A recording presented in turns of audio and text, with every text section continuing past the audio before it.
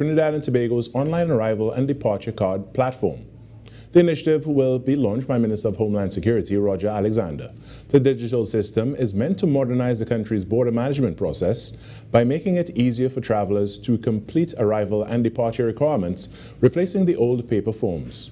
The ministry notes that the platform supports government's wider plan to digitize public services, increase operational efficiency at ports of entry, enhance border security, and improve the travel experience for visitors and returning nationals. Minister of Land and Legal Affairs Saddam Hussein believes the latest Law Revision Amendment Bill 2026 could save taxpayers millions of dollars. The bill, which was unanimously approved in the Senate on Tuesday, seeks to make online versions of the country's laws officially recognized, replacing the long-standing reliance on printed volumes. Minister Hussein explained that while legislation can be accessed online, those versions are not considered legally authoritative. These binders are expensive. The paper is expensive. And Mr. President, when I went into the Law Revision Commission, I asked them, I started to inquire about this particular process. We make our laws locally. The Parliament, this is the Republic of Trinidad and Tobago. But do you know our laws are printed abroad? Our laws are not printed locally. Our laws are printed abroad. And Minister in the Office of the Prime Minister, Darrell Alahar, stressed the importance of the bill, noting that outdated online legislation can deter foreign investors. Because when investors come here and they can't get a clear view of the law, it undermines confidence in our legal system, Mr. President. And for 10 years, somebody on the outside looking in would wonder, we can't get a straight answer as to what the law is here. We have to go through all of these hoops and all of these hurdles to get an answer as to what the law is. Police have confirmed that a 27-year-old maxi-taxi driver from Chaguanas has been arrested after allegedly assaulting a licensing officer. The incident occurred around 10:30 a.m. on Monday when the officer was assaulted by the driver of a green band maxi-taxi along the southern main road in Curep. The driver reportedly punched the officer twice in the face, then pursued the licensing authority vehicle with a wheel spanner. Via media release on Tuesday afternoon, police said that on Monday afternoon, officers conducted inquiries and proceeded to the Caroni licensing office, where the suspect was identified and arrested for the offense. Both the suspect and the victim were taken to the St. Joseph police station. In some sport now, Presentation College San Fernando are the 2026 PowerGen Secondary School Cricket League Premiership 1 winners. They secured the title in the 7th and final round on Tuesday when they defeated Shiva Boys Hindu College, who failed to make a revised Duckworth-Lewis score of 148 runs at the Union Hall Cricket Grounds in San Fernando. Ethan Ramcharan earlier top scored with 116 runs in the innings that saw Presentation amass 349 for 8. In response, Shiva Boys could only accumulate 41 for 5 after 20 overs before the rains came. The result sees Presentation College San Fernando ending the campaign undefeated. And that's what's making the news this morning. But joining us right now is the host of Trinidad and Tobago Today, Virmala Balkaran. Good morning, Virmala. Good morning, Carrie. How are you today? Happy Wednesday. Yeah, Wednesday. We're in the middle of the week. We're almost there, right? I see we're matching today. Did you? You know, great minds. Did you copy me? No, I did not. Maybe somebody messaged and said, hey, wear this today and match up, you know, but no. Carrie, I have a question for you. Did you go to a lot of sports games when you were growing up? Not so much, but I did go to one or two, and, you know, I heard that you have a very interesting interview coming up later on. That's right. We're talking about the legend of Jumbo the Nutsman. Have you ever caught something from Jumbo? I mean, that was such an accurate throw. The thing is, the man used to be at all these games, right? And in some cases, dare I say, he was even more accurate than the cricketers on the field. Wow. You know, I agree with that. And I used to hear a lot of comments like maybe he should have been playing instead. Well, actually, Jumbo is now a children's book. So it is The Legend of Jumbo. And this morning on the show, we'll be joined by the author of this beautiful children's book, Nigel Heath. And I think it's a really beautiful way of honoring Jumbo. Oh, my goodness. Look at those images. I know, like, because kids these days will never know. They'll never know what it's like to have a blistering pass, up the stands to get your neatly packaged pack of nuts from Jumbo. Yeah, well, it definitely says something about his entrepreneurship, his marketing, and he was a brand on his own. So we're going to be talking to that author, a one-man show that is Jumbo. I'm looking forward to it, and I will definitely be tuning in. All right, Carrie, talk soon. All right, thanks so much, Virmala. You're welcome. When we come back, the Trinidad and Tobago Today morning show gets going after this break.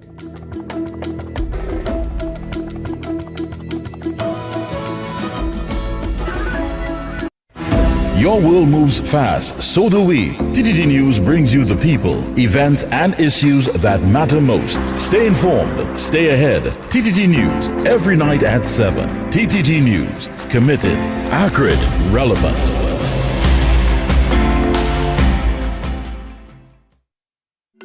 Coming up, another show-stopping performance from the Republic Bank Exodus Steel Orchestra as Antigua and Barbuda got ready for its own fiesta of color and energy. New ideas for Tobago tourism delivered at the Youth Congress. This highly rated property fits in perfectly with the vacation offerings of St. Kitts and Nevis, where the future of travel was laid out. It's Caribbean Passport TV on TTT.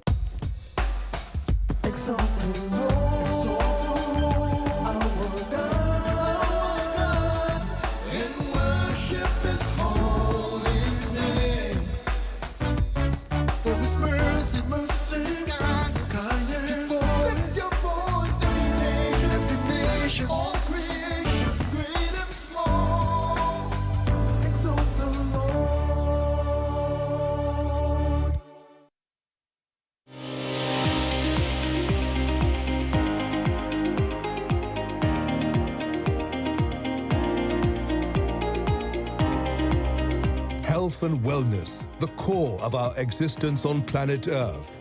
Let us hear the voices of our very own citizens, our local and regional medical community, scientists and climatologists. Caribbean Medical TV is geared to developing a consciousness in our people in terms of our health and lifestyle. Knowledge is a very powerful tool, and we must empower ourselves with the information to protect against chronic and other related diseases. From the impact of climate change on our health to NCDs, Season 3 of Caribbean Medical TV tackles the challenges we all face, giving our citizens hope for a better tomorrow. Be viewing Caribbean Medical TV.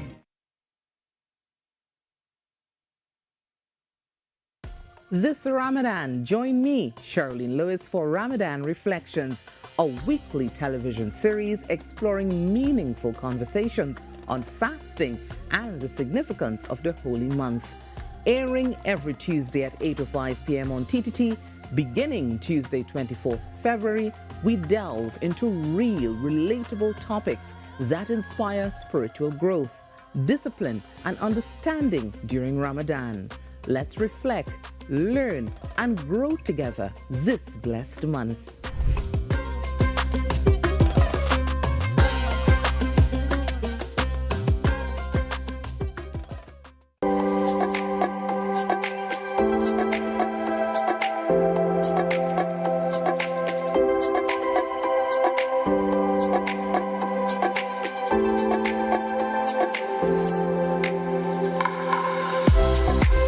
Wednesday, 11th March 2026. The time now, it is 6:09 a.m. Good morning, Trinidad and Tobago and the world. I'm Virmala Balkaran, and of course, welcome to Trinidad and Tobago Today. Well, let's take a look at what's trending this morning. The United States government is providing training and equipment to the Trinidad and Tobago Emergency Management Agency, also known as TEMA, to help improve how its disaster relief warehouses are managed. Now, the $265,000 program includes training TEMA staff to use the inventory software to better track emergency supplies, as well as new warehouse equipment that will be installed a little later on this year.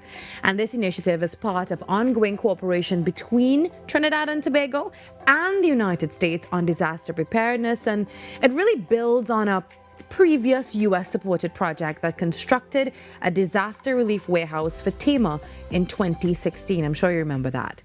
Well, In other news, yesterday, Prime Minister Kamla Prasad Bisesa expressed gratitude on her Facebook page after the city of Lauderhill proclaimed March 8th, which is also International Women's Day, the Honorable Kamla Prasad Bisesa Day. Well, this proclamation was issued by the Mayor Denise D. Grant and the City Commission, and they recognize our Honorable Prime Minister's leadership, public service, and contributions to democracy, education, and national development. And while it also highlights her role as an inspiration to all women across the Caribbean and even beyond. The city also acknowledged the strong presence and contributions of TNT diaspora in South Florida. As you know, you probably have friends, relatives, acquaintances living in South Florida, lots of West Indians. And they noted that the recognition coincided with International Women's Day, which we celebrated on Sunday, also during Women's History Month. Also, just so you know, the Public Transport Service Corporation is advising commuters of delays on several routes operating out of the Port of Spain depot. Now, PTSC says the disruptions are due to industrial action, which includes employees refusing assigned services, shutdowns in some work areas, and those go-slow actions. The corporation also says that internal processes are now underway to address this matter. Of course, PTSC has apologized for whatever inconvenience is being caused, and they say that efforts are being made to restore normal service as soon as possible. Well, today is a really special day. Many birthdays are being celebrated. And here on TNT Today, we also want to wish our chairman, Michael Kerr, an incredibly happy birthday from all of us here on Trinidad and Tobago Today. And of course, by extension, TTT Limited. So once again, happy birthday to our chairman of TTT Limited, Michael Kerr, also known as Mikey K. All the best to you this year and for every year to come. Well, as you know, fasting is ongoing for Muslims during this holy month of Ramadan. It is day 22, and also the Christian community is observing Lent, and Hindus are also preparing for Navratri and Ram Navami, which are being celebrated at the end of the month. Just a little reminder today, we live in such a beautiful cosmopolitan society, one where everyone finds an equal and comfortable place. All coming up inside the show today, bushfires, more males signing up for university. Did you know that? And as we spoke about this morning with Carrie, if you remember Jumbo, the most adored nutsman, well, today will definitely be a treat. When we return, hope you're having a great morning, Trinidad and Tobago. Grab your cup of coffee and let's go. TNT Today has begun.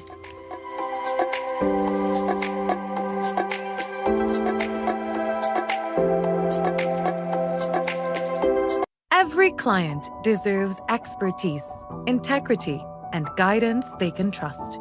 At Camino Realty International, we deliver integrated real estate solutions, sales, rentals, property management, and project development. Driven by excellence, transparency, and innovation, we protect value, create opportunity, and build lasting success, because real estate isn't just about buildings.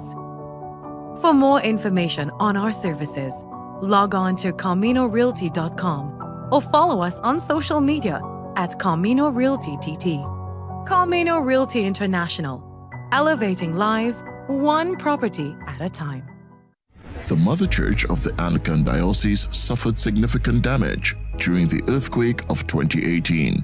Efforts are underway to raise funds to restore this national heritage site. You are invited to make your donations with monthly deposits at any branch of the First Citizens Bank, account number 2696950, Marval Road Branch, in the name of the Incorporated Trustees of the Anglican Holy Trinity Cathedral Restoration. A new season equals new dreams. And many football fans are dreaming of their team actually winning this season. But the reality is that only one team can win. So many will just be dreaming and wishing and hoping that their team can deliver. Manchester City, Liverpool, Chelsea. Notice I have not mentioned Arsenal. Don't be upset, I'm not mentioning Man U either. This is Atto Bolden inviting all of you to follow the 12th man as they celebrate a new season on TTT and enjoy the ride. In a world filled with uncertainty, there is still hope. When the weight feels heavy and the night feels long, remember, your story isn't over. God's promises are still true, His love is still strong, and your breakthrough is still coming. Join us for Messages of Hope, Words of Encouragement with Pastor Jesse, presented by Youth Fires. Hope lives here, only on TTT. Greetings, hello to you there, and welcome to the CSIT National Secondary Schools Climate Quiz. I'm your host, Sachin Ramsubag, and I am pleased to be part of this great initiative.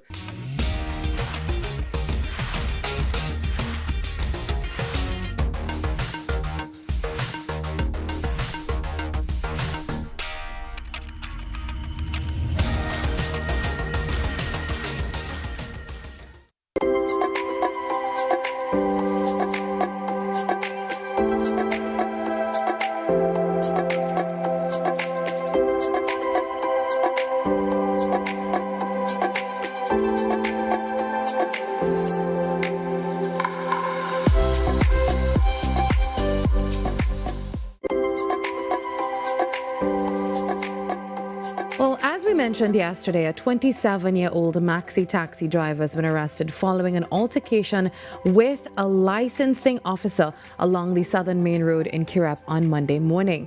Police say that the officer was allegedly assaulted while carrying out his duties and was struck twice in the face by the driver of a green van maxi taxi. While the suspect later chased a licensing authority vehicle with a wheel spanner before leaving the scene. And he was later identified and arrested at the Caroni Licensing Office. And as you know, the matter is now under police investigation. And this morning, we're going to unpack a little bit about the legalities of that situation. Well, joining me this morning, I have criminal attorney Mr. Fareed Ali. Good morning, Mr. Ali, and welcome to TNT Today. Good morning. Thank you for having me. It's a pleasure to be here. I hope I could be of some assistance. I'm sure you will be.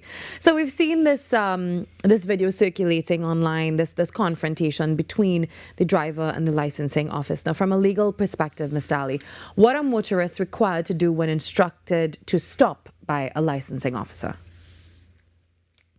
Well, I think the public needs to understand that the licensing officers who are on the nation's roads ought to be treated with the same respect that any other officer with a scheduled responsibility to perform a public function ought to be given. In other words, in the same way that we respect the police service officers or the TTPS, in like manner, the licensing officer has a function to perform and to execute in like manner. If we were put it in Trini language, the officers that perform each morning or on each assignment, they are simply doing what they have to do and executing the law under the Motor Vehicle and Road Traffic Act. We may not like the manner in which the law is being executed. We may think that some officials tend to be high-handed. But the job is a difficult job, and one has to do it. If it is we stay within the parameters of the law, meaning we, being civilians, we as drivers are the nation's rules, then these officers cannot in any way infringe on our right to life, liberty, security of person, and enjoyment of property, meaning that we all have rights under the Constitution, and we ought to live as freely as we can. But we ought to do so in a manner that doesn't contravene the nation's laws, rules, and regulations. Now, if I were to allude to what I saw there, I could only go simply on the video that went viral. I'm not part of any investigation, nor am I privy to what the investigative material is presenting at this time. In other words, that video reflects three officers being confronted by a maxi taxi driver of the Route 3 level. It seems that the individual is complaining that every morning these officers are constantly harassing maxi taxi operators. That entire situation, if he's of the view that it is being done, officers are targeting maxi taxi operators, then there's a maxi taxi operators association and there's a president, and he ought to have worked through the agency of the association to file an official complaint. The licensing officers, they fall under the remit of the civil service regulations. They are answerable to the transport ministry, and Mr. Clive Clark being the head, he would have to assign his officers through his departmental heads responsibilities to fulfill and execute duty at different points. So if the public is aggrieved with what the licensing officers are doing, you can simply file a complaint at the Ministry of Transport and Civil Agency that Officer A, Officer B, they are doing things and by course of their actions, victimizing members of the public who are operating in a high-handed manner. Once the complaint is filed, then an investigation ought to be launched and to determine whether it's a frivolous and vexatious complaint. And if there is any merit to the complaint, well, then those officers will have to file a report in response to the complaint made against them. Now, a lot of emotion comes into the foray each morning and every time one is stopped, because if you're feeling victimized, you're feeling, that officers are operating in a high-handed manner, the human emotion comes out. What we saw happening there on the given day is entirely uncalled for, and it's going to reflect badly on the licensing officers and the authority, because the officers were being told, if I'm following the viral video carefully, that that the maxi taxi operator wants his keys to his vehicle and he wants to be able to carry this discussion further, not on the nation's road, on the public space. He wants to go to the licensing authority. The officers apparently seized his keys. One may ask, well, did the officers act in a way that was unbecoming of them in seizing the keys for the maxi taxi? My question, my input is this: officers have the authority to arrest an individual when they breach the regulations or when they breach the law under the Motor Vehicle and Road Traffic Act. They can, in limited circumstances, not in the same manner that police officers can, but in limited circumstances, they can arrest an individual. That individual, that maxi taxi operator, could easily have been arrested on the given day and be taken into custody and be caused to answer to any question. Yeah, Mr. Ali, that's my next question for you. So in a situation where an officer reports being assaulted, while carrying out their duties, what are the types of charges that could potentially be considered under the law for this? Right.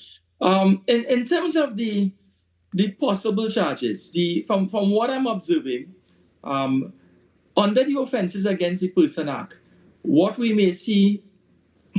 arise out of this is if the three officers, in any way felt apprehend any sort of fear as a result of the actions of the civilian, the maxi taxi operator,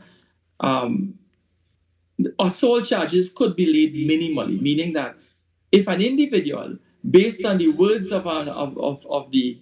if a licensed officer, based on the words of the maxi taxi operator, based on his actions, based on the words he was using, felt in any way fearful for his or her person, in this case his person, then they can charge him for assault. If he made any physical contact, meaning if it is he touched their skin in some way, caused injury, if he slap or cuff one of them, the medical that will reflect the nature of the injury will determine what type of charge could be laid in relation to provisions under the Offences Against the Person Act. Let me put it a different way. If it is contact was made, one can charge for occasioning bodily harm, which would involve any sort of contusion, abrasion, laceration to the skin born out of the individual, in Trini language, lashing one of the officers. If it is, let's say, an officer was slapped and a tooth was dislodged. A more serious charge like serious bodily harm could be a charge laid against the maxi taxi operator if contact was made with one of the officers' body. If it is something more serious like a broken jaw, then we could see a charge along the lines of wounding. If it is the officer suffered some sort of damage beyond broken bones, broken tooth, loose tooth, then the charge could be upgraded to a wounding charge. I'm not seeing it reaching to any level beyond that. It could quite possibly be an assault charge at one level. More than that, an assault occasioning bodily harm along the level of serious harm. But for that, there could also be an additional charge of criminal damage to property, meaning if it is he extracted any rope from the vehicle, if he made physical contact with the vehicle that the officers were sitting in and caused any damage to the paint, damage to the structure, damage to the seating, there could be criminal damage to property. Though that is the level of the charge that we'll be looking at. Now, what we need to bear in mind also is that an officer, and this is for the listening public, officers ought to conduct themselves and not to bring the civil service into disrepute. So if it is the investigation reveals that the officers acted in a manner that brought the civil service into disrepute by way of they breaching their code of conduct, then charges could be laid against any of the officers. But that will be subject to investigation. The Code of Conduct under the Civil Service Regulations, 135 says, 135.1 indicates that an officer shall, with integrity, promptly and effectively discharge the duties of the office to which he is appointed and any other related duties that the permanent secretary or head of the department requires of that officer. In other words, if the officer, according to the regulations, didn't act with integrity and didn't effectively discharge his duties as required by the office in which he holds, then that in itself shows that a breach of the civil service regulation may have taken place on the part of the officer, and that officer could also be charged. He could be subject of disciplinary proceedings. Hence, the civilian or any civilian moving forward, if they feel that the officers of the licensing authority acted in a high-handed manner and did not acting with integrity, then an official complaint can be filed with the Ministry of Transport and Civil Aviation, and an investigation conducted. Once that officer acts in a way that is proven to be falling short of acting with integrity and promptly and with courtesy towards the public, then action may be taken. Yes. But it's subject to proving that the officer acted and in some way and misconducted himself in some way. So there is responsibilities on both sides. And I think the public ought to digest that and understand moving forward they can avoid these confrontations. Well, Mr. Ali, my final question to you is, before the age of social media, this digital age, a lot of these things would have gone under the radar, of course. But, social media has brought a different light to situations like this. How important could video evidence, like the video we saw on social media, be in situations like this, especially during a police investigation? The best form of evidence against any individual is evidence of eyewitness, the evidence of an eyewitness. So social media, CCTV footage, civilians recording what they see using their cameras, that is as good as an eyewitness evidence. In fact, it's better than, because if you and me have to give an interpretation of something that we see, or limited vocabulary or inability to be unbiased will come through in our language. In other words, we may take a side, but a video doesn't take a side. A video tells the true story in real time. So I believe that the more we have civilians recording incidents and the more individuals who are interacting with government officials or any official records what is happening, then that could only augur well for both sides and in a very balanced way. Yeah. All right, I encourage persons to use cameras and to record the conversations when they're dealing with public officers. It helps either the officer or him. All right. Thank you so much, Mr. Ali, for that, for weighing in on this discussion, unpacking that for us, and of course, giving advice to the public. We really appreciate your contribution today. I appreciate the opportunity. I hope I have been of some assistance. Thank you. Absolutely. Thank you, Mr. Ali. Have a great day. All the time now, 6:30 a.m. on Trinidad and Tobago today. When we come back, we talk to our very own Zaina James, our weather presenter at TTT. It's bushfire season, and we need to know a lot more about that. I'm sure if you're driving on the highway these days, you've been seeing it. Lots of animals all over being knocked over because they're running from the bushfires, and it's just a really sad situation. But we're going to unpack all about the bushfires with Zaina when we come back.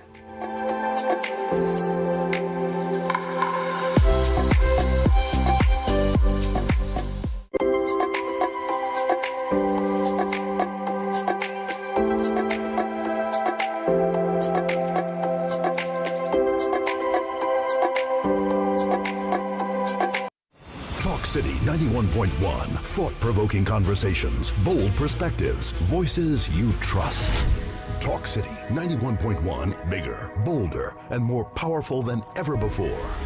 Yes, Talk City 91.1 FM. A brand new era of talk radio is here. With voices you know, trust, and respect. Get ready for an all-new lineup of the very best in talk. Andy Williams, Rennick Smith, Stephen Reese, Mr. X, Derek Charbodi, Roland Stewart, Sharon Farfan, Sudath Prasad, Heavy Duty, Alex Asing, Karen Francisco, Cherry-Leen Lewis, Short Pants, and more of the voices shaping the national conversation. From hard-hitting current affairs to real community issues, culture, politics, social development, and the stories that matter most to you. This is where Trinidad and Tobago comes to talk. So I'll go right to on Talk City 91.1, where we're going to give you something new, something hot every day, Monday to Friday. Listen on 91.1 FM and connect on Facebook, YouTube, and TikTok. Talk City 91.1. Your city, your voice. Up for this exciting challenge and confident about your business? If you are, the 1020 feature is just for you. It's where you give your customers 10 reasons in 20 seconds why they should shop by you. This fun-filled feature will be captured, packaged, and aired on television and promoted on social media simultaneously. Small, medium, and large businesses call or WhatsApp 764-3378 or 313-4215. Let's feature your business. 1020 with Junior K. It's affordable, effective, and fun. You are dearer to me than all the stars. So many wish but never reach. 'Cause when I'm falling and all the world seems dark, you help me find my peace. Oshun mi ba fishani. Oshun mi ba yeah. Oshun mi ba fishani.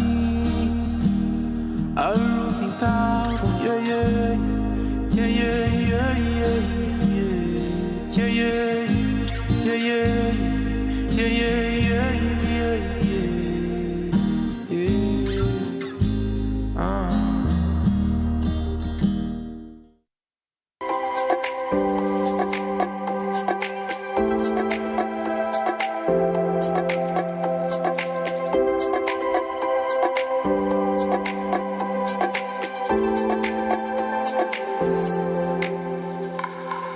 Well, as we move further into the dry season, bushfires are once again becoming a concern across parts of Trinidad and Tobago. Well, firefighters say they're responding to multiple bushfire calls daily, and many are linked to dry conditions and human activity like agricultural burning. Now, this is a discussion we've been having on Trinidad and Tobago today. But to join us now and continue this discussion and to understand how the weather plays a role in bushfires and what the public should be aware of during this period is our very own weather girl, Zaina James. Good morning, Zaina. Good morning, Virmala. It's so nice to be here so early with you guys. It is an early morning. And then you're on at 7 p.m. Yes, I am. Yes, I am. So we're back at it again later tonight. Well, I know it's a busy season for you. You know, this season is a lot. Saharan dust, and there's the bushfires. So let's start by breaking it down for everyone. Can you explain how the dry season increases the risk of bushfires in Trinidad and Tobago? Yes, of course. So how the dry season works, like the characteristics of the dry season is usually by reduced available moisture. We have less deep level clouds. We have more sunshine, more winds, more breezy conditions. And those are the characteristics of the dry season. Now, the bush season and the dry season, or the fire season and the dry season, they're not the same. Oh. Yeah. So they coincide, right, but they're not the same. So the dry season climatologically runs from about January to May, but the bush season or the fire season usually runs from December to June. So one extra month One on extra both month. sides. Well, So two. Yeah. So December and June. Yes. Right. So it's almost like we're preparing for it before it happens, you know, because there is a transition period between the rainy season and the dry season where it gets really dry, you know, to say it plainly, it gets really dry. So you could have bushfires occurring during that time. Right. So it's really good that they include those months, that 1 month before and 1 month after, as a just in case, you know? Yeah. So a lot of the fires that we see along the hillsides, like the one on the screen, the roadways, what weather conditions can really exacerbate these or really make it conducive for these to spread a little easier?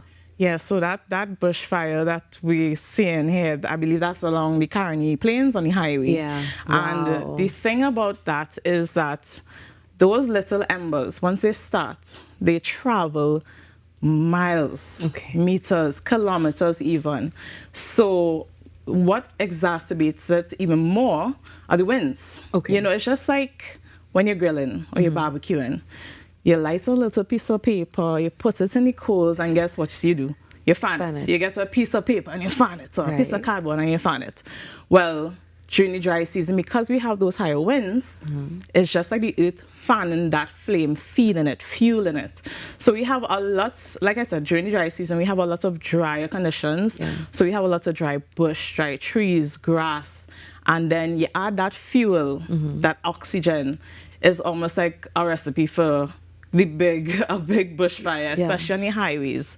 And I mean, on the highways, those are even more dangerous because, you know, the cars are driving and a lot of people kind of get frantic when they see the smoke because they don't know what to do. And then if you can't see, and then that scent enters the car. Exactly. Yeah, it's a lot. It's a lot. And that is something meteorologically that they take into consideration, you know, at that level, because smoke also affects your visibility. So if you look at the METAs and the TAPs, that's the data that the Met Office produces here at PIACO's office and at Crown Point.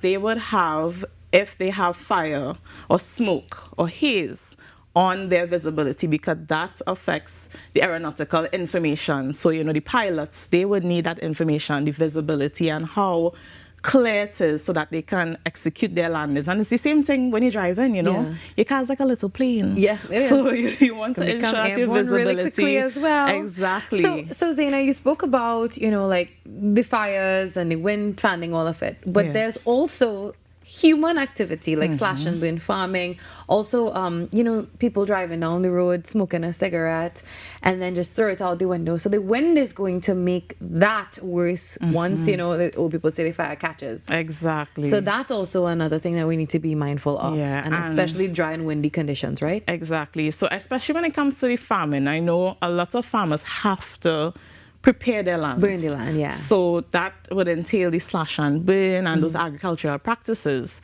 And to that, I know a lot of the farmers themselves, they have to be extremely careful and cautious. They want to be extremely careful and cautious because this is their livelihood and their practice. And a part of that is the permits, the fire permits. So a part of the bush season and fire season is that it is not permitted to just light a fire. Yes. You know, so you have to get a permit, and the permit is easy to get. It's $10 as well. $10. We learned that about 2 weeks ago on the show, so yeah. it's easy. But I think it's just the process. Yeah. A lot of people are probably like, okay, well, I don't need to go for a permit for that. Yeah. You know, I'm just going to light up this fire, and it's going to be uncontrolled as well. Yeah. You know, we also learned about leaving that 5. I don't know if it's kilometer or something. I believe it's 5 meters from your property line. So it's just 5, and I think it's called a fire something or a burning something. But yeah, we learned a lot about it. Zaina, are there any particular areas in the country that tend to be more vulnerable during this bushfire season? Yes, of course. So we all know, the Caroni Plains along the highway going from north to south or south to north. That area, especially how we have the grass lined along the highways, those areas are the areas that would be more prone to the bushfires. Also, I live along the northern range, so I have a personal experience, so every year without fail, we start to hear that crackling, and then you could see the flames rolling down. That is PTSD. Yeah. We saw that fire the other day, St. Anne's and Cascade, I believe. Yeah. And that one affected so many people. Yeah. I'm sure that was also a busy day for you on the news. It was. It definitely was. Yeah. So Zaina, I know you're big on climate change as well. Yes. Is climate change doing anything to the bushfire conditions as well? So, the temperatures are on a steady increase. It is a slow increase, but nonetheless, it is an increase. So that would obviously give you that susceptibility to drier conditions, longer dry spells, more hot days, more dry days. So it is a steady thing that has been happening. But once we manage our resources well, and be the good citizens of Trinidad and Tobago, don't litter, don't throw your cigarette butts out the window into the grass, please, do the needful. We should be okay. Yeah, because a small fire can turn into something catastrophic. Huge. What would you tell people who assume that, well, the fire would just burn out by itself, it would go away? What if it doesn't? Exactly. For the fire to burn out by itself, it will have to get everything within its path. Yeah, so the trees, the dry bushes, those are fuel. Yeah. And if we have these fires starting in the northern range, for example, in the pine fields, we could see how large that is. Yeah. And that could burn for hours, sometimes days on end. The bushfire that I experienced at home, that started in the day at around 3 o'clock in the afternoon, and that continued burning until 5 in the morning. Hours of burning. So, it won't just burn out. Yeah. You obviously, once you see that blaze, especially if it's near homes, regardless, but if it's near homes especially, you want to contact your services. Right. First and foremost. Like I said, I live in the bush. So they usually get calls from us. Wow.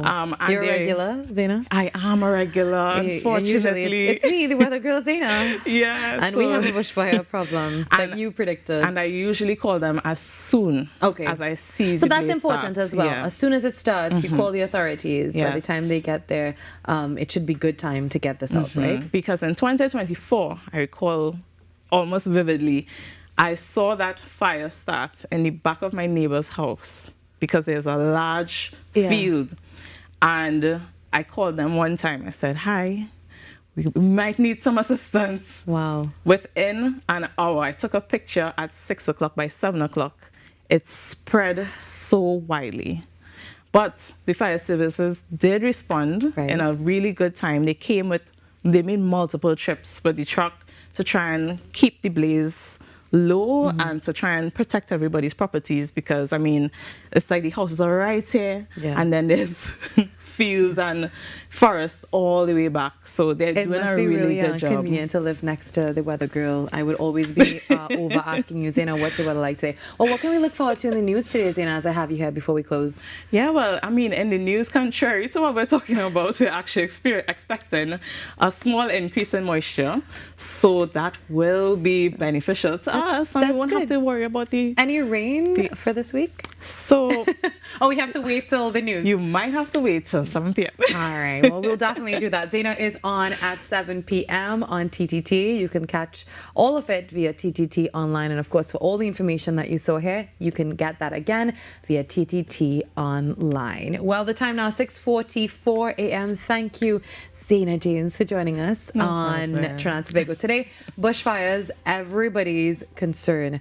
Please do not contribute to the issue. When we come back, the show continues on Trinidad and Tobago Today.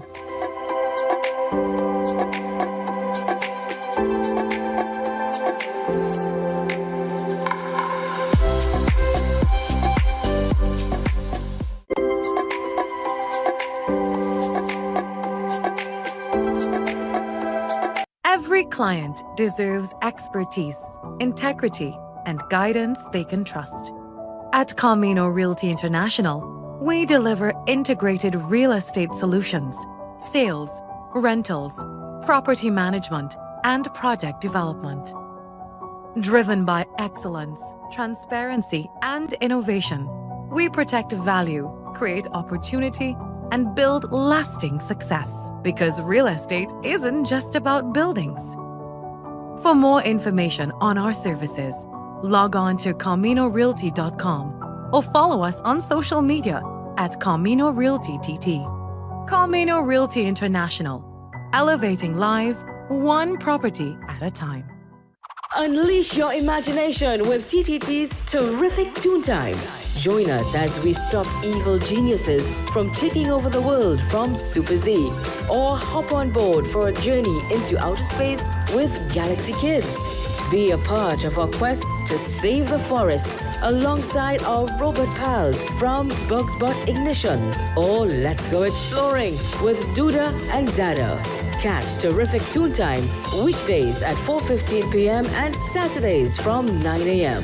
It's fun-filled adventure with terrific Toon Time right here on TTT. It's that time of the year again, my friends. You can feel it in the air. Football, football, football. It's back and everyone's locked in.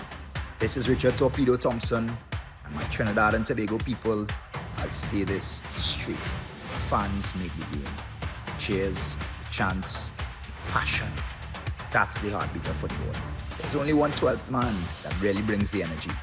That's Andre Errol Batiste on TTT. Every Thursday on TTT. Don't miss it.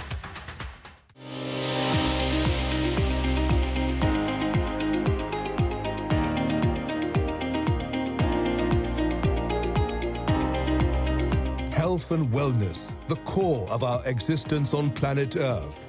Let us hear the voices of our very own citizens, our local and regional medical community, scientists and climatologists.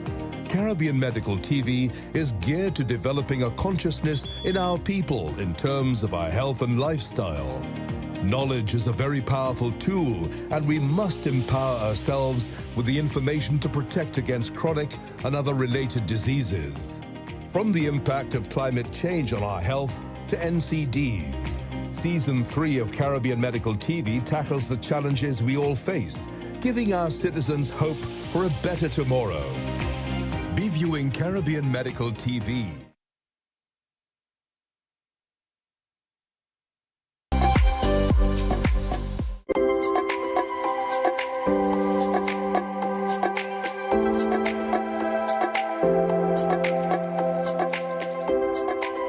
Well, one of our responsibilities as state-owned media is educating you, the public. And we took our mandate to Maracas St. Joseph to the University of the Southern Caribbean's massive campus to participate in their annual Career Expo and Open Day. Let's take a look now. Greetings, Trinidad and Tobago. I am Ayana Carter, and we are here at the beautiful Maracas St. Joseph campus of the University of the Southern Caribbean. And we're going to learn a little bit more about the campus and what is offered here. So with me is Dr. Len Archer. He is the provost of the University of the Southern Caribbean. So welcome, Dr. Archer. Thank you very much. Yes. Now, firstly, for those who don't know what a provost is, can you tell me a little bit about your role?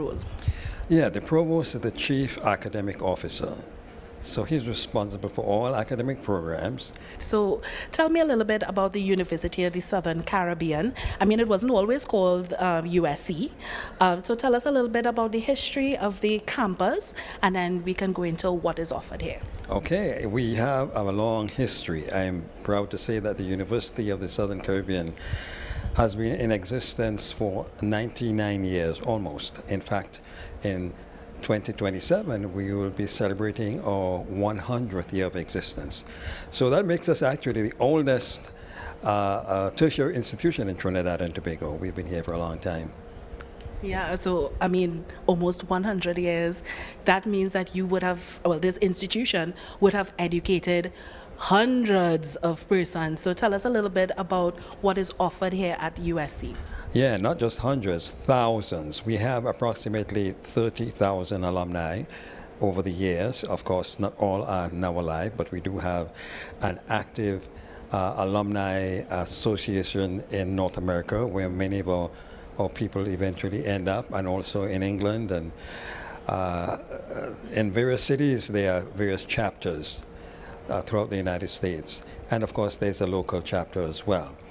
We offer about 30 to 40 different degree programs you can obtain here, and every year we graduate about between 400 and 500 students. Our primary, or I would say our leading undergraduate program now is nursing, where we have about 500 nursing students. We're very proud of our nursing program. And we have several graduate programs. We have about 5 or 6 different graduate programs, all master's degrees, and we're moving towards a couple of doctoral degrees soon.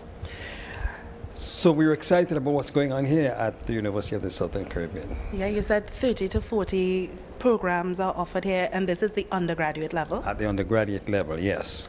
All right, so tell us a little bit about some of the programs that are offered here that, students who may be looking to, further their education, what they can pursue here. Well, one of the things I just mentioned, our nursing program, which is very large, and the largest in Trinidad and Tobago, really. So we produce a lot of healthcare workers for our hospitals, and we also have programs in music, and most of the general education type programs, music, history, business, or business school is a thriving area as well. We also offer programs in the humanities, English. We're proud of music because we have a really wonderful orchestra and choir and band and so on. Music has always been a very important part of the University of the Southern Caribbean, from way back. Singing, for example, we had wonderful choirs, but more recently we have developed a wonderful music program, instrumental, including brass, percussion. We have an active steel band group. So we're really proud of that. In addition, we have the social sciences, psychology, sociology, master's degree in counseling psychology. And students can just come join us and go online and see what choices they have there that can be offered. So there's the opportunity for students who may not know exactly what they want to do, what they would like to pursue later on in life. They can come here and, just benefit from the plethora of programs that you have here. Absolutely. Yeah. Now, the University of the Southern Caribbean is a Christian-based school, so that's important to note. What are some of the principles that drive the USC? Well, Seventh-day Adventists, who are the owners of this institution, have always had this long tradition of education.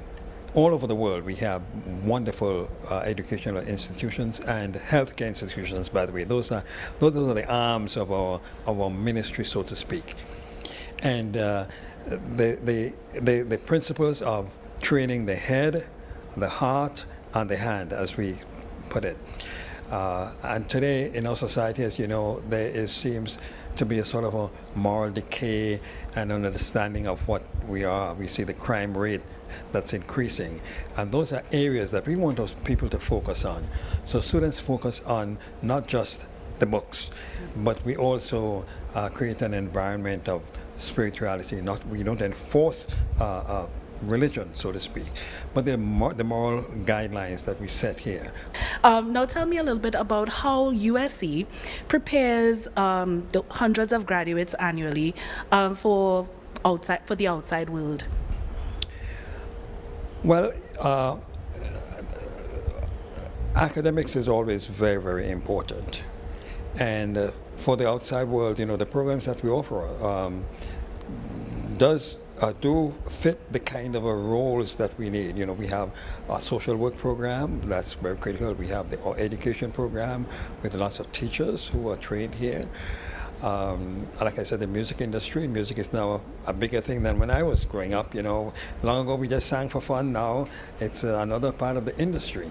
So we have a number of students there. So developing a superb academic program is critical to our students serving in the broader society. But as I said earlier on, we want also students who have the character to be formidable leaders in our society. Yeah. Downstairs we have the career fair. USC is hosting a career fair as well. It's an annual event.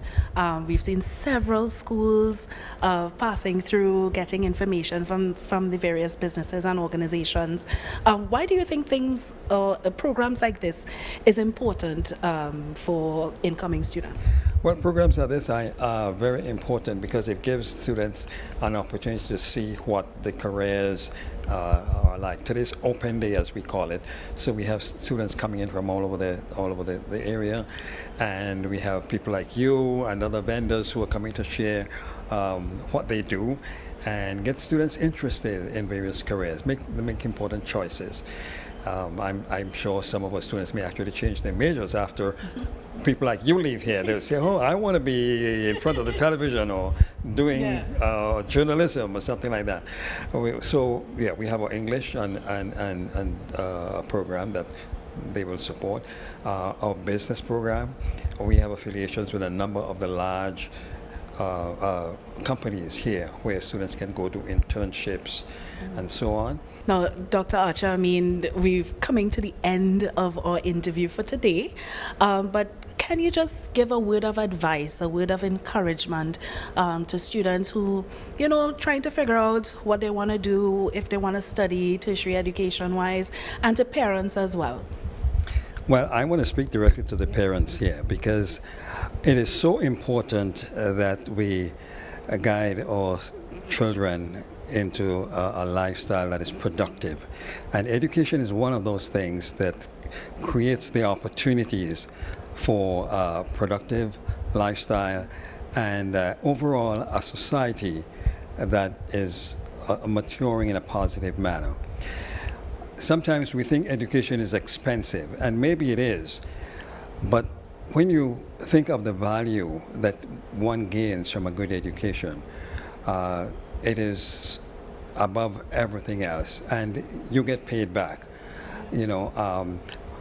One other thing which is sort of a burden on my heart is the number of our males that are dropping out of institutions. It's not just in Trinidad, by the way. It's throughout the Caribbean. It's throughout North America. Here we have more than 60% of our students are females. That's a burden on the females in our society, and it doesn't really. It's poor for our males, and I want to encourage our male students to take education seriously because not only do they have the opportunity for a good job, but their families depend on it. So USC is the place to be if you want to do that, and we welcome you here, and I can pledge that our faculty will do all they can to give you the best education possible and prepare you for a very functional place in our society in what is increasingly a dysfunctional world. Right. We are going to be the yeast that changes things. Absolutely. Thank you so much, Dr. Archer, for taking the time. I know you're a busy person, for speaking with us today. My pleasure. My pleasure. Thank you. All right. Thank you. I'm Ayana Carter, and it's back to you. Well, when we come back, we continue this discussion. Something interesting we heard in there about male and female enrollment and that disparity. Dr. Colwick Wilson will be joining us, the president of the University of the Southern Caribbean, in just a few minutes. But for now, we've got Carrie with the major network news at 7 a.m. on TTT.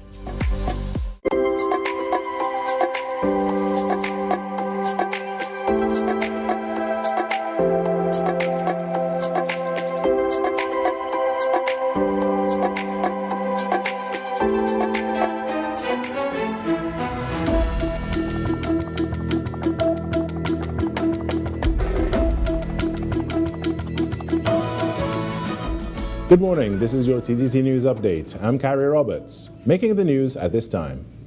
Licensing officers must be treated with the same respect afforded to police. This according to criminal attorney Fareed Ali while speaking on Trinidad and Tobago Today. His statement comes following a confrontation between a maxi taxi driver and licensing officers on Monday. He warned that situations like the one captured in the widely shared video often escalate because feelings of victimization collide with officers performing a difficult job.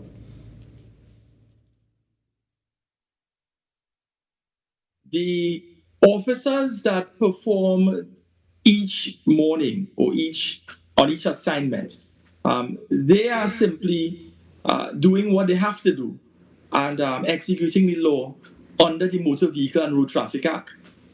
We may not like the manner in which the law is being executed. We may think that some officials tend to be high-handed. But the job is a difficult job and one has to do it. If it is we stay within the parameters of the law, meaning we, being civilians, we as drivers are the nation's rules, then these officers cannot in any way infringe on our right to life, liberty, security of person, and enjoyment of property, meaning that we all have rights under the Constitution and we ought to live as freely as we can, but we ought to do so in a manner that doesn't contravene the nation's laws, rules, and regulations. Tobagonian Raylan Taylor has returned home safely after being stranded in Abu Dhabi amid rising military tensions in the Middle East involving Iran, Israel, and the United States. His mother, Delta George Taylor, confirmed to TTT News that he arrived home safely on Monday. The 19-year-old student was scheduled to return to Tobago on March 1st after attending Candidate Day at New York University in Abu Dhabi. However, Taylor was forced to remain at a hotel in Abu Dhabi until March 9th, after all flights were cancelled due to the escalating regional conflict. In other news, France's ambassador to Trinidad and Tobago, Guillaume Pere, is highlighting the importance of an ongoing international symposium examining the role of carnival festivities in urban spaces. Speaking to TTT News, the ambassador said he views the symposium as a tool to harness TNT's rich culture and a powerful driver of national development. Share on the possibility to use culture as a very strong tool to develop Trinidad and Tobago, both internally but also its image outside, and to really prove once more that this island is a powerhouse in the Caribbean in terms of creativity, inventivity, culture, and arts. Caribbean in Transit, the company hosting the symposium, is an arts education and ecosystem non-profit registered in Trinidad and Tobago and the United States. Its founder and CEO of Caribbean in Transit, Dr. Mariel Magnan, said Trinidad and Tobago is at a pivotal point in its cultural evolution. Our development where we have to ensure that it is a feasible career for our youth, that we can monetize our creative output in a way that puts the Caribbean on the world stage and contributes to our GDP. And so this particular conference is about creating a festival dashboard where we begin to measure the inputs into our festivals, track what happens during the festival, and then measure the output. And as we bring more and more festivals on board, we get more data, we own our own data. The three-day symposium is currently taking place at the Central Bank Auditorium and will end on Thursday. In some sport news now, after a 9-day delay in India, members of the West Indies team are finally heading home from the ICC Men's T20 World Cup. Cricket West Indies has confirmed that commercial travel has been secured following repeated delays with a charter flight that was meant to transport both the West Indies and South Africa teams back from the tournament.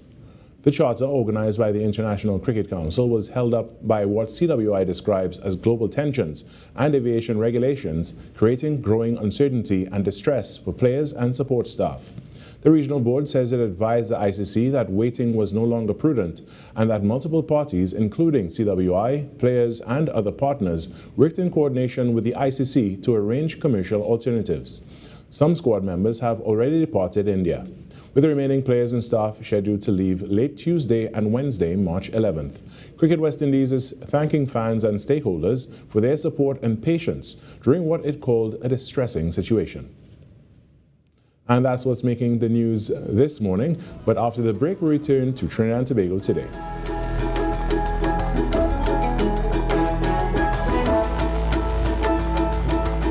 Every client deserves expertise, integrity, and guidance they can trust.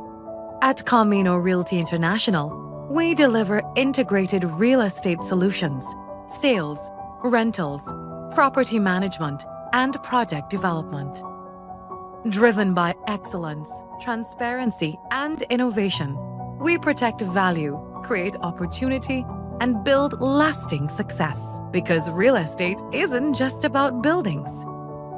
For more information on our services, log on to CaminoRealty.com or follow us on social media at Camino Realty TT. Camino Realty International, elevating lives one property at a time. Struggling with heart health or frequent migraines? Discover the simple steps to reclaim your energy and vitality. We're diving into a topic that affects about 422 million people around the world: diabetes. Tune into Wellness Unlocked, the series that delivers expert advice, practical tips, and inspiring stories to help you take control of your health and well-being. Your health matters. Don't miss Wellness Unlocked. Watch now on TTT and take the first step toward better health. Hey, up for this exciting challenge and confident about your business? If you are, the 1020 feature is just what we do. It's where you give your customers 10 reasons in 20 seconds why they should shop by you. This fun-filled feature will be captured, packaged, and aired on television and promoted on social media simultaneously. Small, medium, and large businesses call or WhatsApp 764-3378 or 313-4215. Let's feature your business. 1020 with Junior K. It's affordable, effective, and fun. In a world filled with uncertainty, there is still hope. When the weight feels heavy and the night feels long, remember, your story isn't over. God's promises are still true. His love is still strong. And your breakthrough is still coming. Join us for Messages of Hope, Words of Encouragement with Pastor Jesse. Presented by Youth Fires. Hope lives here, only on TTT.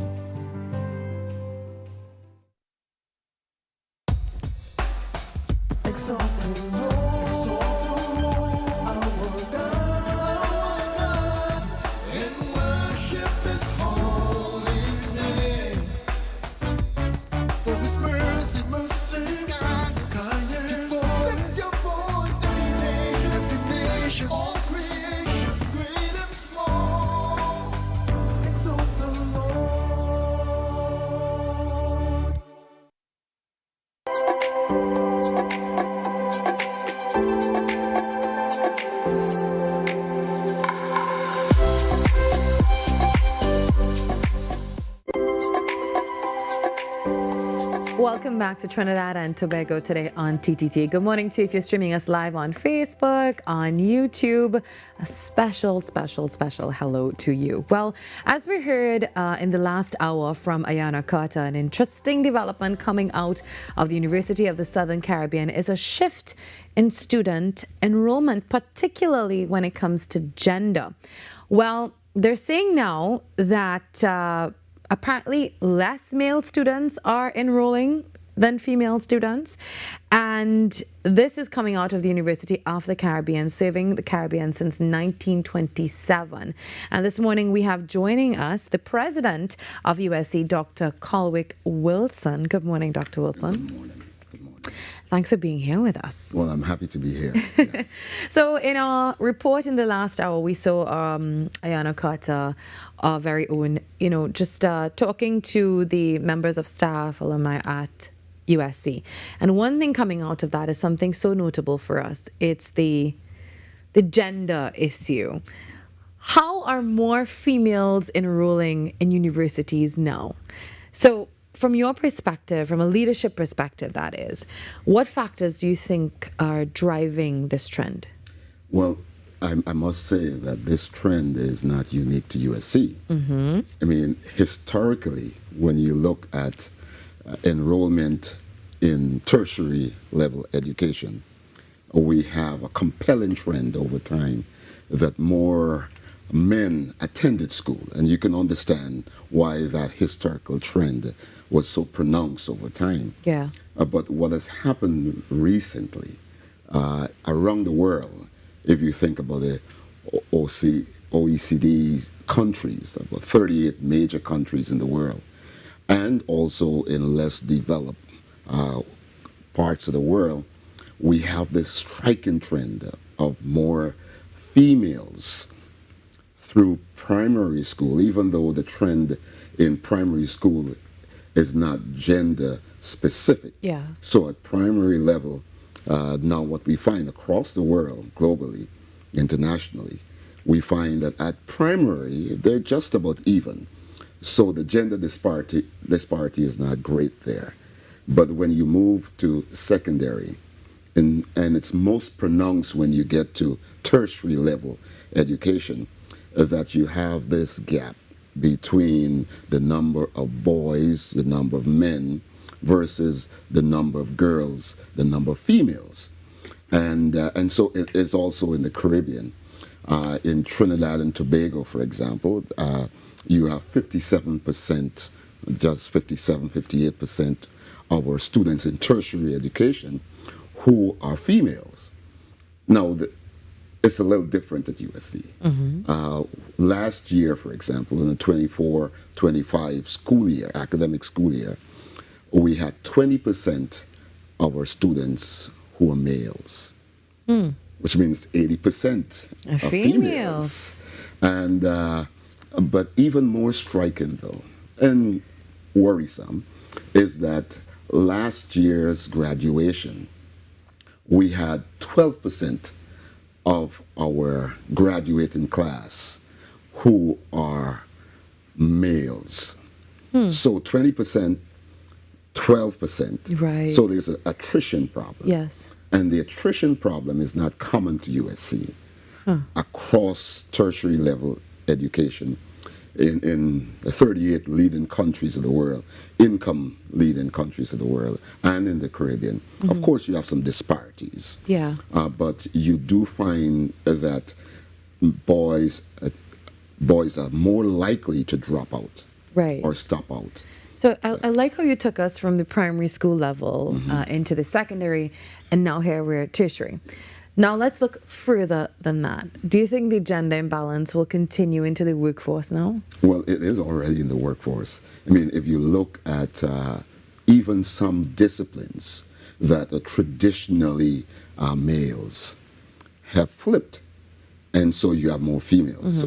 So years ago, when I was doing work at a university in the U.S., we started doing a study of physicians. And it was clear that by a certain time that more females would be admitted to medical school, and therefore more females will complete medical school, and therefore more females would be physicians. And we find that pattern even in the Caribbean. Yeah. In some programs in the Caribbean, you have equity, and some you have slightly more males than females. But in the workforce, therefore, you find more females have entered into the workforce. Now, there's still some challenges there for females in terms of equity, in terms of pay, and all of those related issues. But yes, it has shifted into the workplace, and so we have a challenge now in terms of males' participation, not just in education at all levels, but also in the workforce and what's happening in our economies. Dr. Wilson, I'm going to ask you, in your opinion, professional and otherwise, what do you think the factors are that are impacting all of this and influencing this enrollment issue and just in general this discussion, the social, economic, even cultural factors? Yeah, you know, one of the burdens I have in answering that question, I certainly get to I know it would be a very loaded question yeah, for you. it's a loaded question, but one of the challenges we have, especially in the Caribbean areas, is that we don't have a habit of collecting data, and the data that we have are usually very descriptive, so we don't have a clear sense of what are the factors that are driving these results that we can see that are very obvious in our community and in our country. But there are some ideas out there. You know, an interesting fact, more boy babies are born around the world, in almost every country in the world, than girl babies. And so I'm talking to the issue of attrition. Yes. And so one of the factors for these results in education happen to be the participation of young boys at the early stages of their educational career. A lot of them find themselves not interested in what's happening in the classroom. And why is that? Well, part of what has happened, we think of GATE. And so GATE encourages young men and women to go into formal tertiary education. But we have a bias there. And the bias is that young men tend to be more likely to want to work with their hands. And so we have, it's a good thing now, we have the Ministry of in this dispensation, we have the Ministry of Education, Tertiary Education and Skills Training. And skills training has always been an emphasis in Trinidad and Tobago in the region, but not in comparison with what's happening in the formal education. So we have fewer men participating in the traditional formal educational system, as against their bias is more with their hands, getting those skills and getting into those areas. Well, maybe it's because there's also an increase in the opportunities for these young men or men in general to learn these skills and the development of their technical skills. We've had discussions over the past few weeks about apprenticeship programs and things like that. It's a lot more practical. So you're absolutely right, and then that gives us a lot to think about. I want to bring it back to USC for a second, Dr. Wilson. What opportunities are there, academic programs available for both male and female students to advance, in that tertiary education sphere? I don't want to forget the females in this discussion. Of course. Because the fact that we have, percentage-wise, more females accessing tertiary education and doing better at secondary education, not just in terms of their ability to complete, but their performance in almost every subject is better than the males. So I applaud what our young ladies are doing, and we need to encourage them because usually things flip. Right? We start to focus on the men, and they say the ladies are doing well, so let's leave them alone. So I just wanted to make a plug there to our consciousness that we keep both gender groups in mind as we do this work. And so one of the things we do at USC is that we have an emphasis in a number of the areas, and maybe that's one of the biases, right? I mean, in our curriculum, there is a shift in tertiary education. It's a good shift, and the shift is that there's more appreciation for the social sciences. There's more appreciation for those areas because there's great appreciation and understanding of mental health challenges and how who you are impacts a lot of the outcomes that we have in life. And so we have a slew of programs in the social and behavioral sciences. We have science and technology. We have education and humanities. Of course, we have theology and religion. And we have the website on the screen as well. If you want more information, it's right there. It's usc.edu.tt. Well, thank you so much, Dr. Wilson. We wish we had more time to continue this discussion, but we will definitely do that. It's really one that we continue to have. And congratulations to everything that you guys have been doing at the University of the Southern Caribbean. Thank you for having us. You're most welcome. Thank you. The time now, 7:19 a.m. The Legend of Jumbo, as we talked about this morning. We can't wait to share that with you. A new children's book. You are going to love this one, and you don't want to miss it when we come back.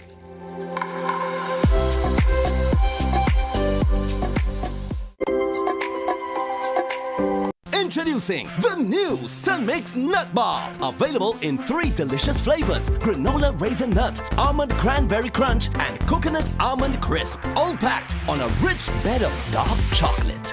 Taste the good life, snack right. Taste the good life anytime. Good life. Sun Mix. Sunshine Snacks Sun Mix Nut Bar. Taste the good life. Greetings, hello to you there, and welcome to the CZIT National Secondary Schools Climate Quiz. I'm your host, Sachin Ramsubag, and I am pleased to be part of this great initiative.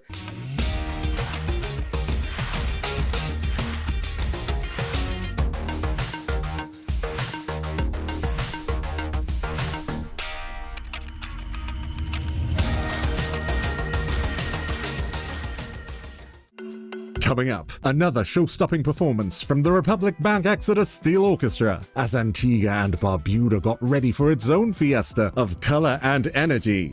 New ideas for Tobago tourism delivered at the Youth Congress.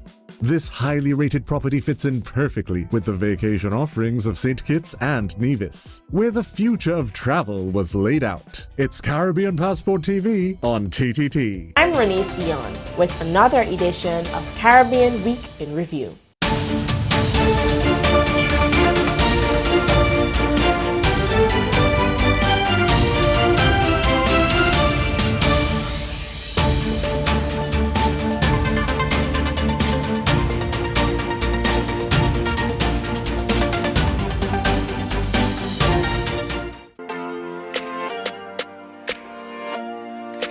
And I think a lot of people, they overthink this sometimes when it comes to time for each other. And they kind of put too much pressure on themselves about it. What do you think? No? Yes, I think that's the case. It's not, you can start small. It's not that deep. It's not that complicated.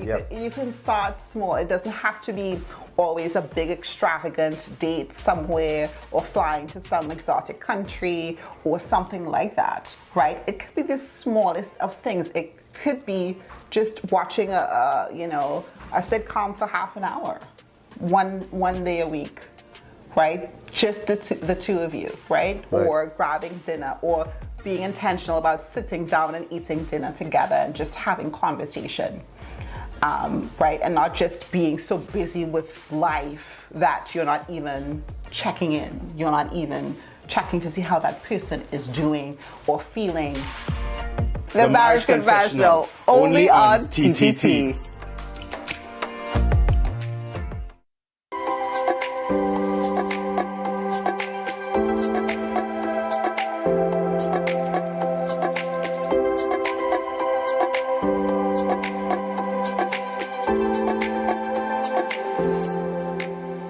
Well, many Trinidad and Tobago sports fans will remember the legendary call echoing through the stadium stands, Jumbo, Jumbo. For decades, Keith Jumbo Martin wasn't just selling peanuts. He was part of the entertainment of Trinidad and Tobago, the culture, tossing neatly packed bags of nuts through the air to cheering crickets and football fans. But that incredible accuracy Well, now his story is being preserved. Amazing news this morning for the new generation. It's a children's book called Jumbo, a one-man show. And it was written by Trinidadian-born author Nigel Heath, who was actually inspired by memories of seeing Jumbo at sporting events growing up. This book truly celebrates the life, the spirit, and the entrepreneurial hustle of a man who became a beloved cultural icon. Well, today we're happy to be joined by the author himself to talk about the inspiration behind this tribute. Hi, Nigel Heath. Good morning. Good morning. Good morning. So I asked you off the air, and I give you the opportunity to practice. Can you sound like Jumbo? Can you give us a little something? Jumbo, $2 a pack. $2 a pack. Look at the price back then. Wow. Well, first of all, Nigel, what inspired you to turn the story of Jumbo into a children's book? That was quite an idea. Well, actually, right. At first, it was a poem, right? When I heard that he passed away, I was like, what, Jumbo? So then I rushed to my pen and pad and I started writing. And then it was a poem. I read it to a few people and they were like, wow, that sounds really good.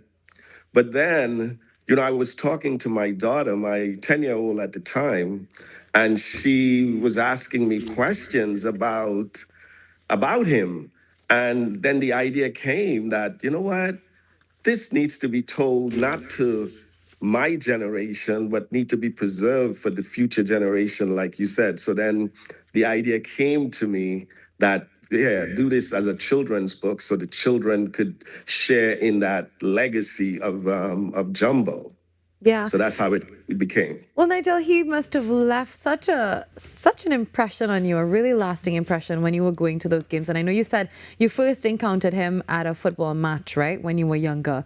So what about Jumbo what left this impression on you that you really wanted to turn it into a book now? Well, it was his audacity. Everybody was selling their peanuts at $1, right? And here comes this guy in his army suit, khaki suit, and his duffel military bag stuffed with peanuts. And I go up to him to buy a pack because he looked so approachable. And then he said to me, I was stretching out the dollar, right? And he said to me, $2, this is Jumbo, $2 a pack. And then I'm like, what? $2 a pack? I couldn't afford it. I was a school kid at the time. And, so I thought he would have school children will get a special price, but he held his ground and he said it was $2. Well, I had to go to somebody who was selling for $1. And then watching him at different events, throwing those packets through the air and people challenging him to land it in their hands, that's what, made that impression on me, And he was definitely part of that stadium experience and I would say, the culture of going to these sporting events. So, Nigel, the illustrations really are beautiful for this book and they help to capture the excitement of the crowd and also Jumbo's personality for children who don't know about him and the famous throws. So I know you probably would have placed great emphasis on the visuals for this book. Tell us about that process. Well, the visuals, I remembered, to get a child interested in a book, you must have visuals. So I remember I went to my daughter's elementary school to read a book for the class sometime last year. And I was reading the book by Hillary Clinton's daughter, Chelsea Clinton. She persevered. And I was reading the book and my daughter is in the classroom and I'm hearing this whisper. And at the end, she said to me, Dad, when I was finished, you didn't show the pictures. Children need to see the pictures. And the pictures for this book, it was a long process to get this whole, the authenticity of the background, the character. I wanted that that character who, when the kids see him, they will be invited into his story. So it was a long, hard process, takes and retakes. I had to send it back to the graphic team. I need this, I need that. He's not smiling enough. He's not, So it was a long, drawn out process to get it right. And, the coloring and everything, the whole 9 yards. Yeah, so writing this book, may have been really emotional for you, especially because it was inspired by his passing. What did this process mean to you personally? And Nigel, what's your vision for the book going forward? Not just for children readers, but of course, adults are going to love this. Well, I hope so. So my vision for this book is to actually see this book on the reading curriculum of schools here in New York City and other predominantly Caribbean school districts across the United States, across the Caribbean, definitely in Trinidad and Tobago, secular and religious schools, because I think that this is about culture. It is about an icon, and that transcends borders and boundaries. And I think it will be, developed into that particular vision that I see across the Caribbean, North America, and probably into Europe as well.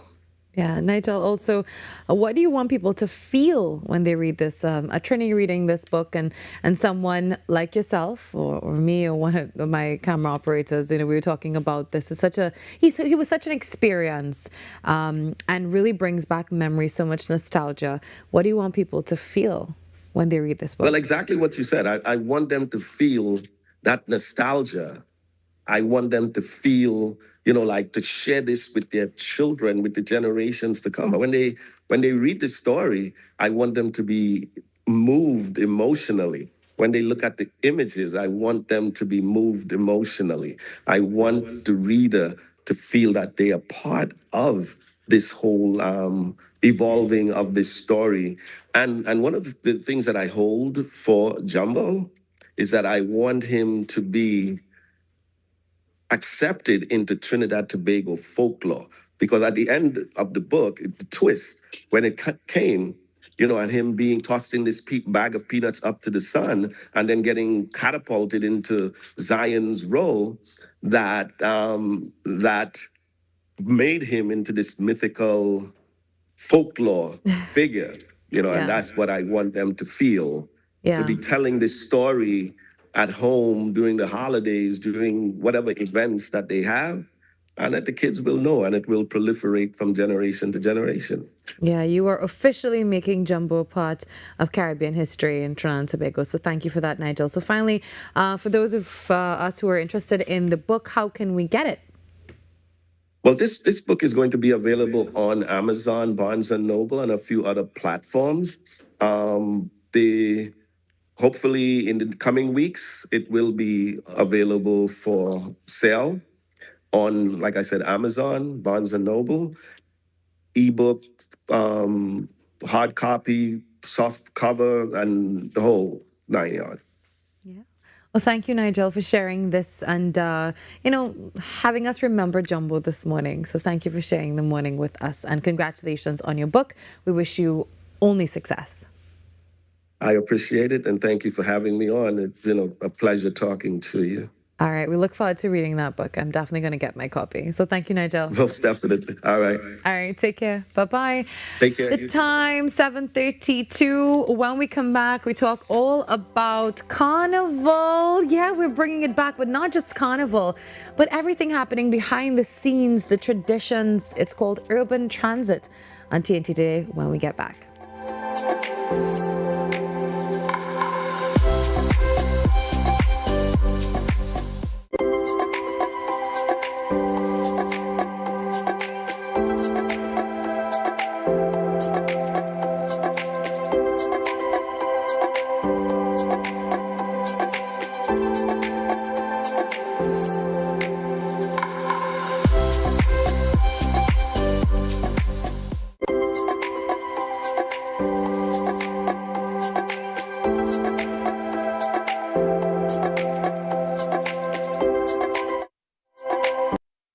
client deserves expertise, integrity, and guidance they can trust. At Camino Realty International, we deliver integrated real estate solutions, sales, rentals, property management, and project development.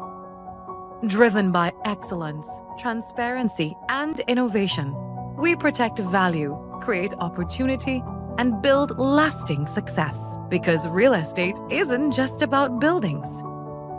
For more information on our services, log on to CaminoRealty.com or follow us on social media at Camino Realty TT. Camino Realty International, elevating lives one property at a time.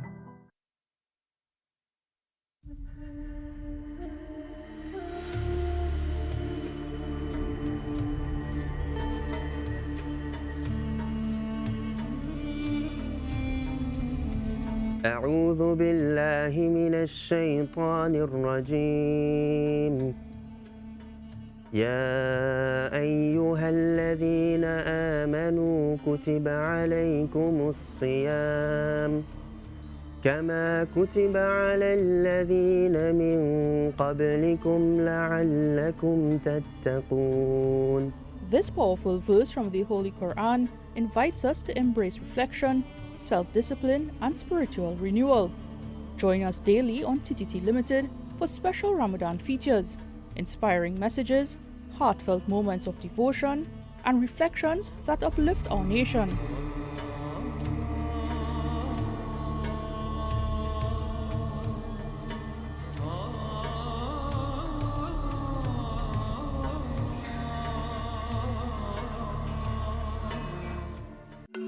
Coming up, another show-stopping performance from the Republic Bank Exodus Steel Orchestra as Antigua and Barbuda got ready for its own fiesta of color and energy. New ideas for Tobago tourism delivered at the Youth Congress. This highly rated property fits in perfectly with the vacation offerings of St. Kitts and Nevis, where the future of travel was laid out. It's Caribbean Passport TV on TTT. It's that time of the year again, my friends. You can feel it in the air. Football, football, football. It's back and everyone's locked in. This is Richard Torpedo Thompson and my Trinidad and Tobago people. I'll stay this straight. Fans make the game. Cheers, chants, passion. That's the heartbeat of football.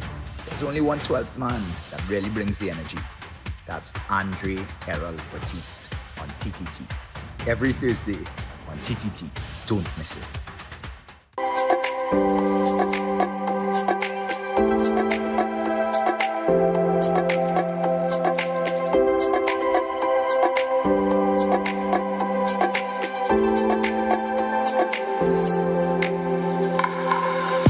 A carnival is often seen as celebration and spectacle, but behind the music, costumes, and the energy lies a powerful creative economy and cultural influence that really shapes cities and communities across the world, especially Trinidad and Tobago as well.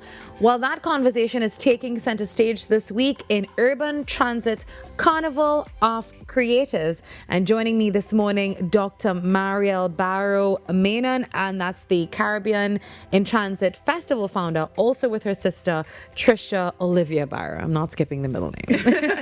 Good morning, ladies. Good morning. Wow, you did that rehearse. That was, is this something you usually It's a sister thing. We used to sing together. We sang, so it's always a choreographed sound. Right, it's always good morning and then it's hello.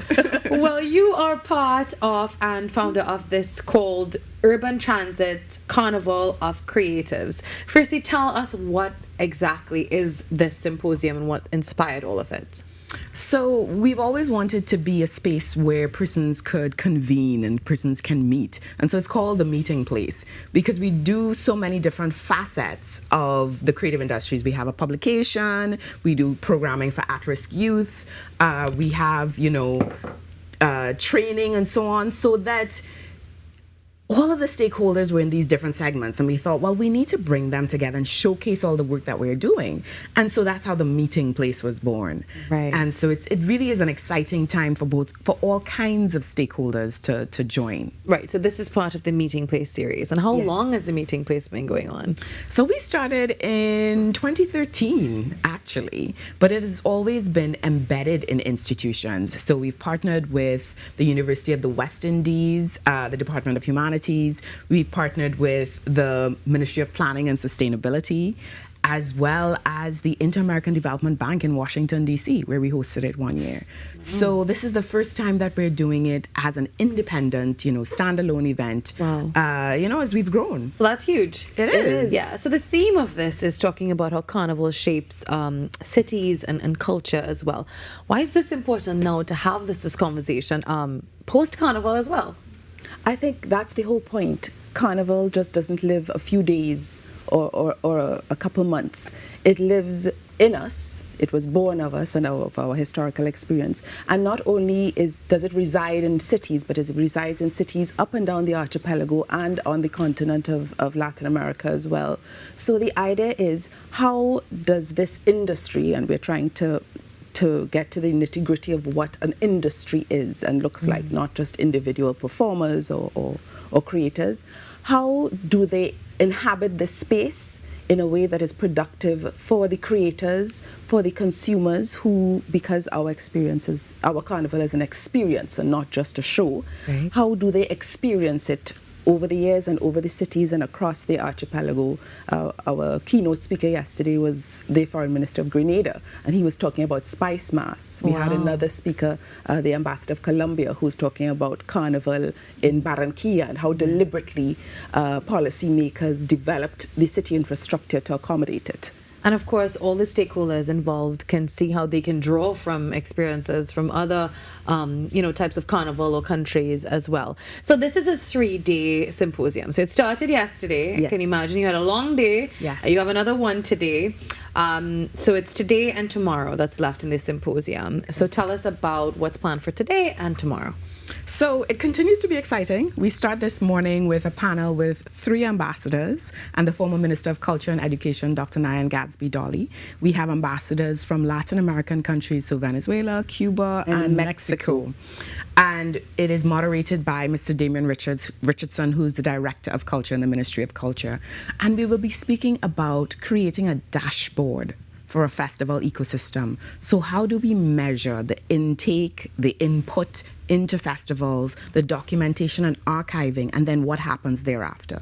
What's the output? Who has formed and created an MOU and created a collaboration with someone they met? Who has taken the next step? And this tracking of data is so critical for our industry, and it's really the missing gap in terms of that ecosystem framing for the industry. And so we're doing the work to figure out, what are the necessities to create such a platform that will allow us to build our industry in a meaningful way. And this is riding on the coattails of one of our discussions yesterday that I was really privileged to have. Thank you to Trisha for using her cultural diplomacy to stage all of this with Ambassador Sejun Kwan from Korea. Wow. Yes, and you know how big Korean everything is on the world stage. Yes. And K-everything. K-everything, right?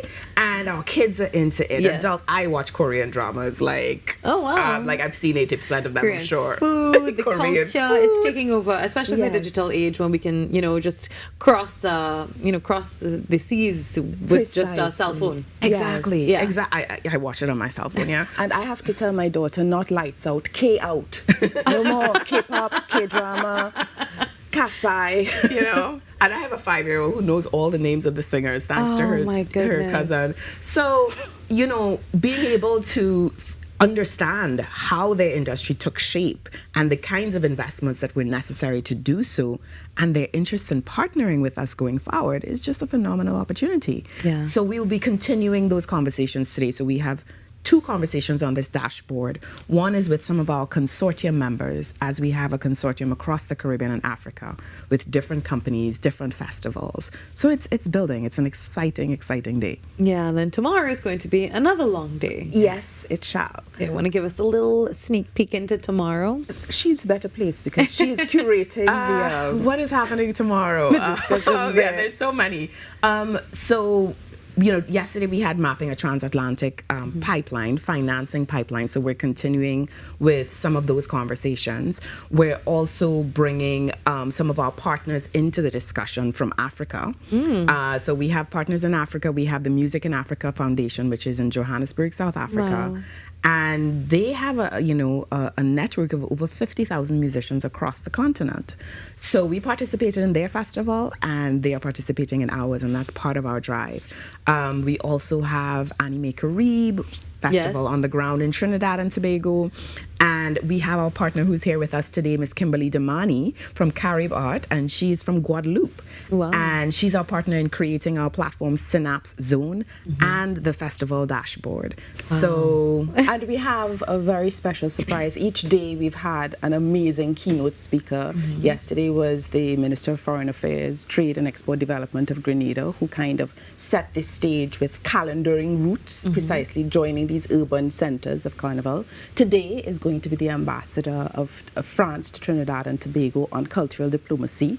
And tomorrow we have a very special guest who is going to speak about how artificial intelligence can build the cultural industries while facilitating the authenticity of our culture. That's Hugo Blanco, the UNDP resident representative, and it promises to be a truly exciting. We have some surprises up our sleeve. Lineup. I like how the discussions are, pushing Carnival as a global product. Yes. And it's something that we always talk about, Carnival all year round. It's not just a seasonal thing. Because then after Carnival, you're preparing for next year's Carnival.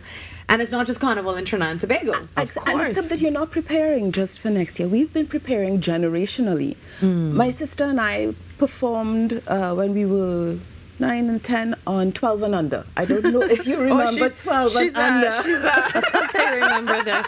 I'm not that young. But thank you for thinking I did. So I had to educate you on it. And Auntie Hazel, did this for the youth. Yeah. Those of us who had a penchant for the arts. So, and our daughters are watching K-pop, and they understand culture as part of how they live. So explaining to them that they can make a living off of it if the infrastructure is in place, if the right actors have been brought together, whether that be the private sector or the government leaders making policy, or the mayors of a city where there is a concentration of creativity. It's a wide-ranging conversation. Well, we are so happy that we've begun this conversation here, and we wish you all the best going forward today and tomorrow. Any social media pages where we can follow everything happening with the symposium? Yes, absolutely. Caribbean in Transit on IG, on LinkedIn, on Facebook.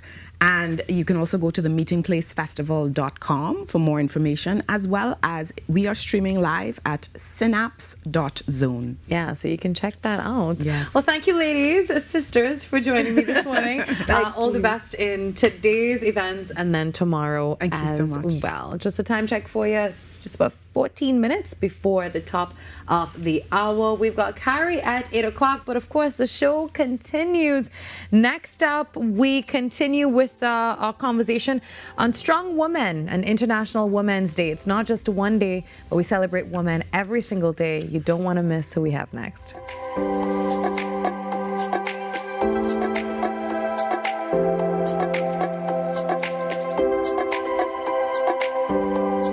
Attention viewers in Trinidad and Tobago. The Truth of God now airs on the TTT network every Sunday morning at 7 a.m. You won't want to miss the dynamic preaching of Pastor Jennings as he speaks from God's Holy Bible. The Truth of God, Sunday mornings at 7 a.m. on the TTT network. This Ramadan, join me, Sherilyn Lewis, for Ramadan Reflections, a weekly television series exploring meaningful conversations on fasting and the significance of the holy month. Airing every Tuesday at 8:05 p.m. on TTT, beginning Tuesday 24th February, we delve into real, relatable topics that inspire spiritual growth, discipline, and understanding during Ramadan. Let's reflect, learn, and grow together this blessed month.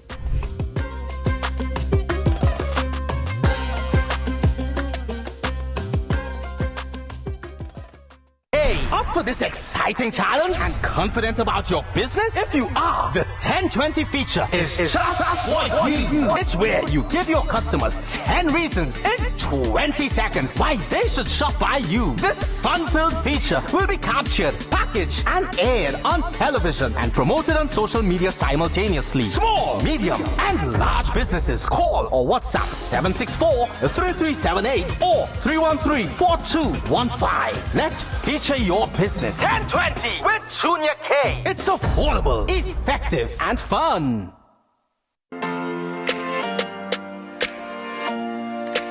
You could like a picture, you could like a post or something, and so many other people can see that, right? You might comment on something and think, oh, we just commented, but so many other people can see that as well. So I think managing those types of behaviors are also important in a relationship, because while you may not be actively going out doing something, you might, for example, like a post or comment on something that is seemingly inappropriate, and that can cause some kind of friction in your relationship with your spouse. Yes, you also cannot be naive. If you think by hiding from your spouse, by texting someone, or hiding from your spouse by doing by using social media, is hiding it from that person, it's open to the public. Yeah. So there's somebody else on the end of that text. Receiving it. Even if it's an inbox and it's not public to everyone. It's in the public domain. Yes. So if you're doing something that could violate the trust, the balance of your relationship, and there's another party involved, as you said, like direct messaging or texting, then you're leaving yourself open to exposure anyway. The Marriage Confessional, only on TTT.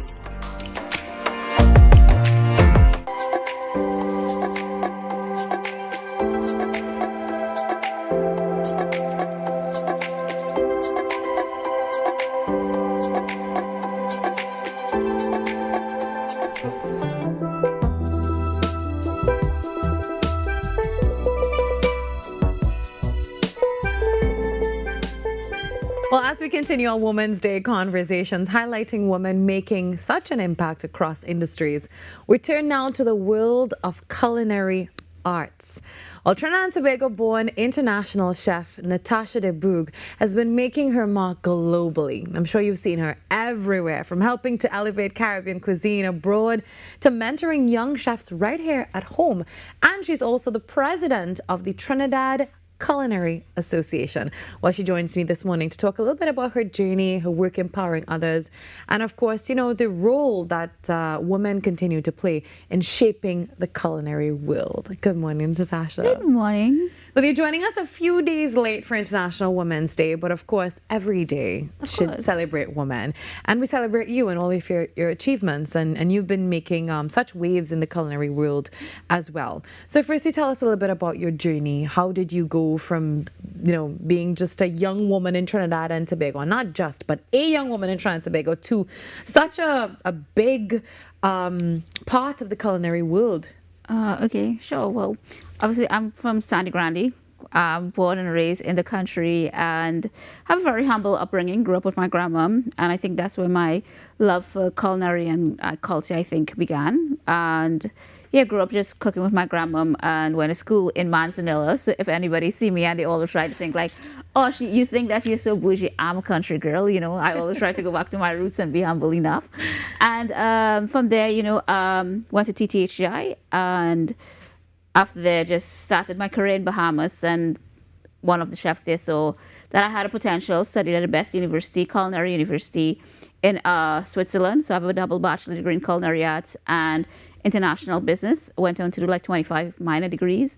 And people always wonder what these degrees are.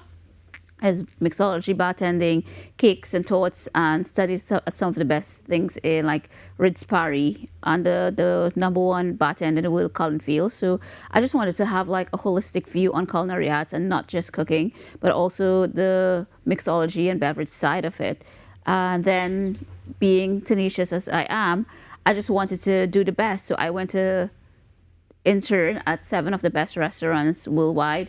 #1 in France, Midazur, #1 in Italy, Massimo Bottura for any of the chefs or foodies that know, and Dominic Crenn in California, 11 Madison Park, to just name a few. And for me, it's always what's the next big thing. So the next big thing for me was to then go into become the executive chef in France, because that's what it is I wanted to do. To after then on go on to work in yachting. Yeah. So it's like it's a journey I did from yachting, ended up in television, and from television opened my own production company where it is I produce like around 4 or 5 shows in 1 year time. Now, how did that conversation go when you told your parents? I mean, growing up in the countryside, right? Yeah. Your parents probably wanted you to have some sort of other career path. Yeah. And, well, Mom and Dad, I think I want to cook. Yeah. How did that go? It was a joke to my family. Oh my. It's like you want to cook, you can just go in a bar or restaurant and cook, right? But for me it wasn't that. You know, I'm very, very ambitious, and for me it's like the stars is not the limit, you know, it's just beyond that. So for me it's just trying to see how it is I could have navigated it, and when it is I become successful in what it is I was doing, now it is a flex, you know. Yeah. When it is, it's like a flex. It's like you want me to become a chef, like you thought I would be a cook. Look at me now. So yeah. So you're cooking for all the holiday events at home? I'm never really here. Okay. Yeah, I'm now trying to come back, but for the past 14 years I haven't been here. I've been traveling and working at the best But now that you've restaurants. come back, you're involved in mentorship as well, and you're working with any younger culinary artists or chefs? Well, I'm now trying to make my mark back in Trinidad. Yeah. So for me, it was very pivotal in me building that foundation to come back. I opened the Culinary Association 3 years ago with one thing in mind, because when anybody asks, Natasha, do you want to come here and open a restaurant? For me, it's a resounding no. And people ask why. Because for me, education is much greater. Yeah. What it is I can leave as a legacy. Like a restaurant could feel, I could come and open a restaurant.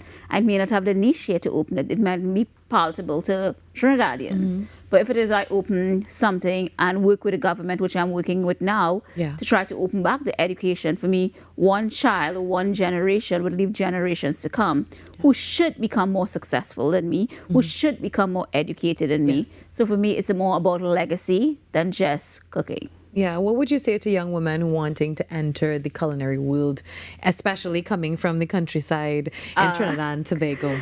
That's a great question. For me, I'll be like knock every single door down, you know. Right. We work in a world, most of the time, it's the way it is, it's more male dominated. And for me, it's just be very unapologetic of who you are. Find your authenticity and be that person, because that's how it is you would be or leave a mark in the world now. So yeah. And you just said that you also had discussions with the government as well. And I know you shared your vision for the TNT Culinary Cocoa and Rum Festival. Yeah, so that's changed. It's no longer the rum and cocoa. Now it's called Rum in 8, which is Ruminate. Okay. So it's planning to be in August. By next week there is a media release, so you get more information on it. So it's a 5-day festival. There's a culinary competition coming up. There is an education side of it. There is a fete it's ending with. So I'm bringing in some really good chefs from Africa, India, in the region as well. So a lot of fun things that's coming up and happening. All right. Well, we look forward to chatting with you and seeing your progress in all of this that you're doing. And welcome back home after such a long time. Thank you. I'm in and out still, but I'm home. When I'm home, I enjoy being home, you know. She's known as the classy chef Natasha de Broek, the Trinidad and Tobago Culinary Association president. And again, congrats on everything you've been achieving. And it's such a good way to end the show for us today. We continue celebrating women every single day on TNT today. What a wonderful show, a very packed one. Just about 2 2 minutes before Carrie starts with the major network news. Also, if you want to get in touch with us, all you have to do is email us at ttt@ttt.co.tt for all the stories that you see here and more. You can check us out at TTT Live online. All our social media pages are listed for you. Thank you so much for being here on TNT Today. See you tomorrow, 6 to 8. We do this all over again. Bye-bye.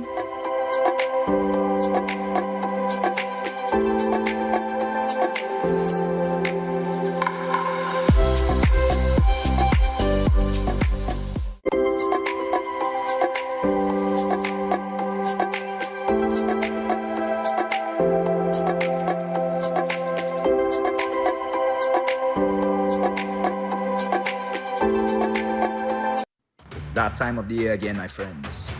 Feel it in the air. Football, football, football. It's back. Everyone's locked in. This is Richard Torpedo Thompson, and my Trinidad and Tobago people. I'll stay this straight. Fans make the game. Cheers, chants, passion. That's the heartbeat of football. There's only one 12th man that really brings the energy. That's Andre Errol Batiste on TTT. Every Thursday on TTT. Don't miss it.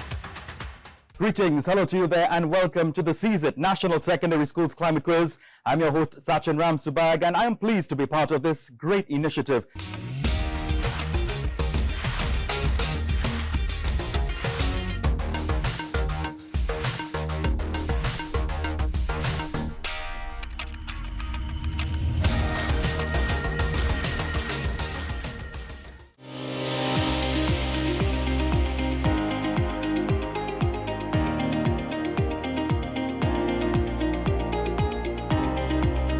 Health and wellness, the core of our existence on planet Earth.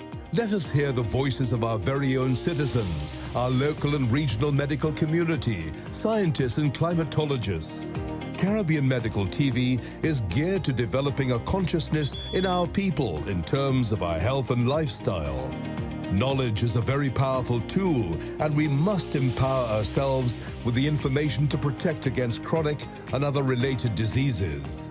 From the impact of climate change on our health to NCDs, Season 3 of Caribbean Medical TV tackles the challenges we all face, giving our citizens hope for a better tomorrow. Be viewing Caribbean Medical TV.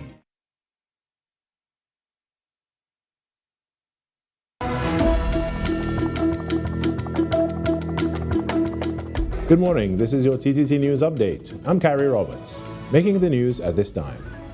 Farmers across Trinidad and Tobago are being urged to follow fire season rules as a growing number of bushfires are being reported across the island. Speaking on Trinidad and Tobago Today, TTT's weather presenter, Zaina James, said while farmers are generally cautious, fire permits remain mandatory during the dry season. She warned that even with responsible farmers, a small group of offenders still pose a significant threat. So especially when it comes to the farming, I know a lot of farmers have to prepare their land. Burn the land, yeah. So that would entail the slash and burn and those agricultural practices. And to that, I know a lot of the farmers themselves, they have to be extremely careful and cautious. They want to be extremely careful and cautious because this is their livelihood and their practice. And a part of that is the permits, the fire permits. So a part of the bush season and fire season is that it is not permitted to just light a fire. Yes. You know, so you have to get a permit, and the permit is easy to get. It's $10 as well. Especially during the dry season, she warned that a single careless act can quickly escalate. The temperatures are on a steady increase. It is a slow increase, but nonetheless, it is an increase. So that would obviously give you that susceptibility to drier conditions, longer dry spells, more hot days, more dry days. So it is a steady thing that has been happening. But once we manage our resources well, you know, and be the good citizens of Trinidad and Tobago, don't litter, don't throw your cigarette butts out the window, into the grass, please, you know, do the need. Minister of Planning, Economic Affairs and Development, Dr. Kennedy Swarat Singh, believes government's decision to fast-track decision-making will have a positive impact on TNT's economic well-being. Speaking at the launch of Massey Distribution's state-of-the-art warehouse at Orange Grove, he noted that bureaucratic red tape has resulted in billions of dollars in losses for Trinidad and Tobago. Estimated that between 2021 and 2025, this country would have lost upwards of $20 billion in investments because of slow processes and bureaucratic inertia. We recognize that time is one of the most valuable resources for any business. Therefore, by reducing administrative delays and improving coordination among state agencies, we are making Trinidad and Tobago a more competitive destination for investment. In other news, the United States has launched a new initiative to strengthen Tobago's disaster preparedness capabilities, providing technical training and warehouse equipment to the Trinidad and Tobago Emergency Management Agency, TEMA. This support, valued at US $265,000, delivered through the U.S. Southern Command, builds on a decade of cooperation that began with the U.S.-funded construction of TEMA's disaster relief warehouse in 2016. The U.S. Embassy said a 5-day training program involving 15 TEMA personnel began on March 9th at TEMA's Emergency Operations Center in Tobago and is designed to improve how emergency supplies are managed and deployed. The U.S. Embassy said the effort will help TNT respond more effectively to natural disasters while reducing the future need for American assistance. And in sport, Presentation College San Fernando are the 2026 PowerGen Secondary School Cricket League Premiership 1 winners. They secured the title in the 7th and final round on Tuesday when they defeated Shiva Boys Hindu College, who failed to make a revised Duckworth-Lewis score of 148 runs at the Union Hall Cricket Grounds in San Fernando. Ethan Ramcharan earlier top scored with 116 runs in the innings that saw Presentation amass 349 for 8. In response, Shiva Boys could only accumulate 41 for 5 after 20 overs before the rains came. The result sees Presentation College San Fernando ending the campaign undefeated. And that was your TTT News Update. I am Carrie Roberts. From the entire team here, have a great day.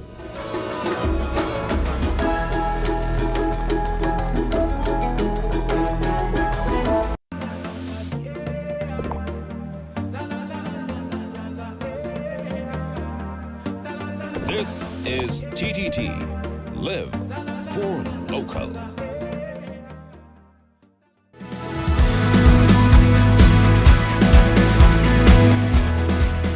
Love doesn't have to be like a lightning strike. It could be a lamp in the darkness.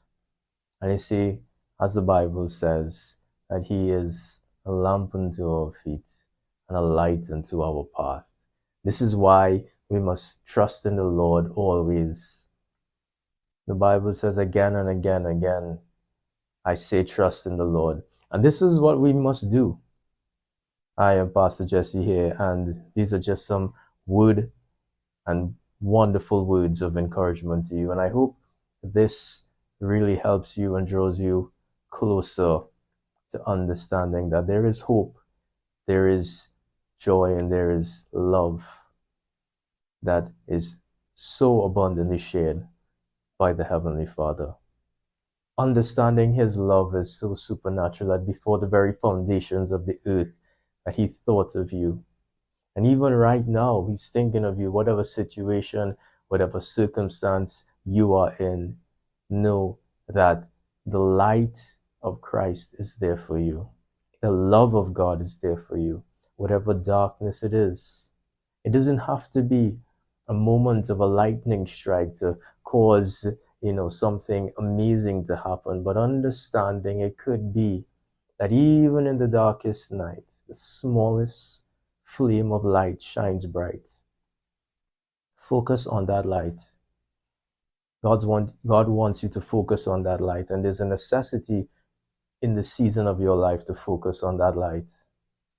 And knowing that as you draw closer to it, there's warmth, there is comfort, there is peace, there is understanding. And He wants to bring you into such a place